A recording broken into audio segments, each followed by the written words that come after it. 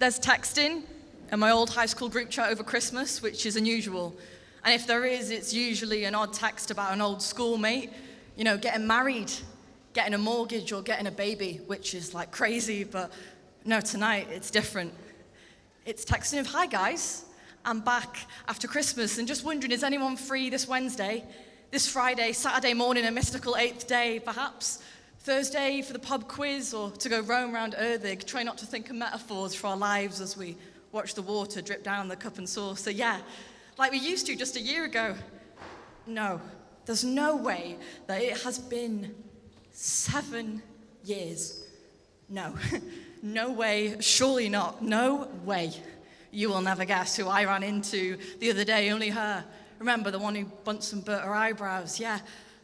No, don't you remember? From those years ago, those half-forgotten episodes when we were still trying unsuccessfully to look cool in that bright purple uniform, exchanging title card tales on the way to school, like neck-deep on Welshback and dark fruits in Bellevue.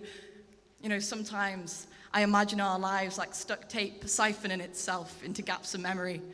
But why don't we leave the rest of the pain where it ought to be, on the cutting room floor, and think instead of that time we were on top of the Ferris wheel in the Waterworld car park, straining to see the old police station brush itself against the clouds, or maybe that questionable first kiss on the top of T-Palb, or that first night out in the town when St. Giles towered taller than it ever had done before.